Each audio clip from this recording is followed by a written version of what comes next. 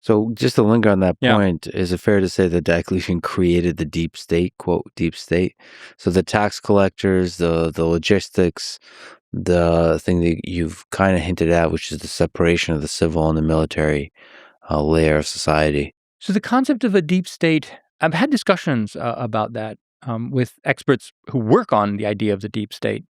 And I'm not sure that I would characterize the Roman Empire that way, in part because while you do have big government, you do have bureaucracy, you have bureaucrats who are buried in various echelons, and nobody knows exactly what they're doing and things like that.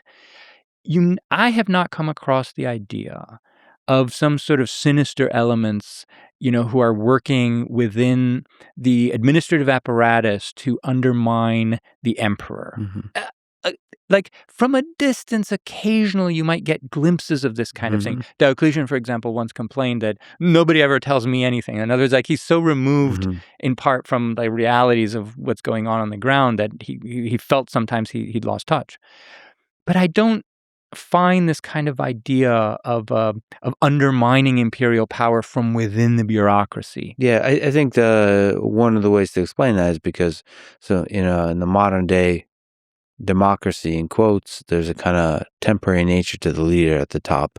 So it's incentivized the deep state to form. Yeah. So the deep state thinks of themselves as a thing that propagates long-term periods of time, and then the leader is a very ephemeral, short-term thing. With an emperor, technically, you can go for a long time, so it's best to be integrated deeply. Yeah, with the bureaucracy should be integrated with the leader. Yeah, it makes sense. Yeah. Fair enough. Also, in modern social thought or fear is that the deep state might be undermining, say, the democracy itself, rather than it can cut both ways. But there is a bureaucracy. There is a big government. Absolutely. There's a big machinery. Yeah, compared to before. Yes.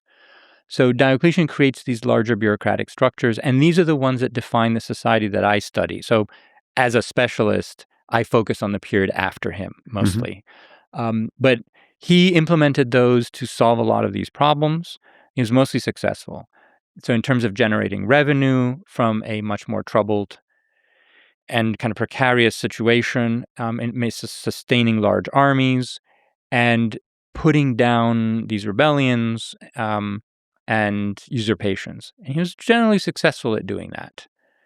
So he created the model that they kept for the next, 3 centuries or more. But a lot of the elements of that model lasted even beyond that, right? Yeah, like universal taxation. I'll give you an example. Up until then, Italy was exempt from taxes. Italy was the land of the conquerors. The conquerors don't pay taxes to themselves. The conquerors live off the taxes that others pay, right? So Italy was this big tax haven, right? Diocletian, Galerius, his guys. These guys are from Illyria. They're from the Balkans.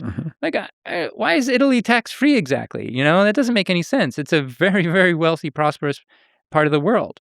And so, no, they tax Italy. So now, not only do all Romans have the same citizenship and the same law, they all have the same tax system. And the Diocletianic tax code, as it were, it's not a code, it sounds like a flat tax, which for us sounds regressive. But by the standards of that time, it's actually kind of progressive in a way. It means that even elites paid the same, right? Yeah. So how much of all of this, everything we'll talk about in the coming centuries, is all about taxation? I think it's huge. Taxation is the heart of it. So, the functioning, the success, the flourishing of a society, the way the government works, the way the people are represented, all of it has to do with the civil wars and everything. It feels like taxation is at the core. Yes. Yeah. If you ask me to put my finger on one factor, it would be that. So the taxation system, that feels like the early framework for the East Roman Empire. It did create a more sort of homogeneous framework, for sure. By the end of the 3rd century, it's pretty much in place. What Diocletian does is a universal census, and this is continued by his successors. So every taxable asset in the empire is censused. And so you can now start to have a budget. Now, there is some element, and then you push back against that, some element of Diocletian where he legally limited social and class mobility, in part for the taxation system. It made it, in many cases, illegal to move and illegal to quit your job. For example, as I read, to guarantee the food supply and land tax, farmers were legally forbidden from moving away from the land they worked, so the state always knew who to tax. And then for soldiers, sons of veterans were legally obligated to serve in the army to maintain troop numbers. You argue that these were tax enforcement mechanisms, not a rigid caste system. And so in practice, the empire remained a society of high mobility. This is a complicated matter. Yeah. So let's talk, for example, about soldiers. It's probably the case that most soldiers' sons were expected to succeed them. Like most professions where you have an apprenticeship, the son will usually succeed, right?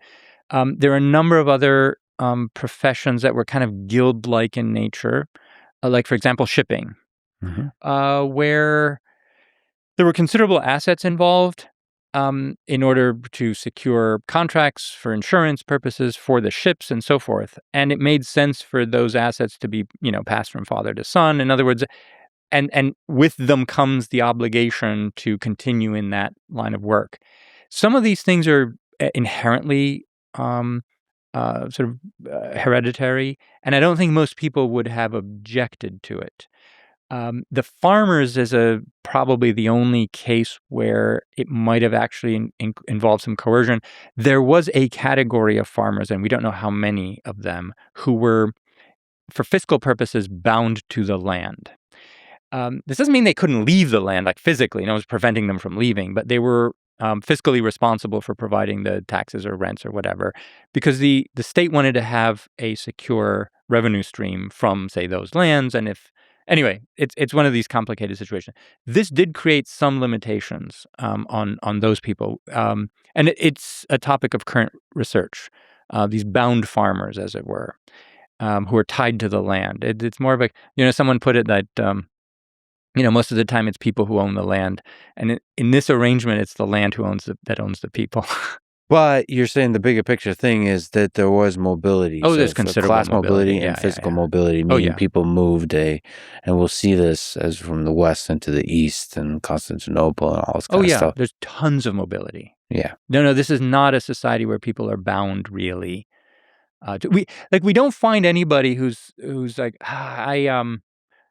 I really don't want to be a soldier, but my father was a soldier and I'm obligated to be one. Like we just don't hear those kinds of complaints of people who don't want to be a soldier. Why wouldn't you want to be a soldier in the Roman Empire? I mean, it's got tremendous perks. Right. Yeah.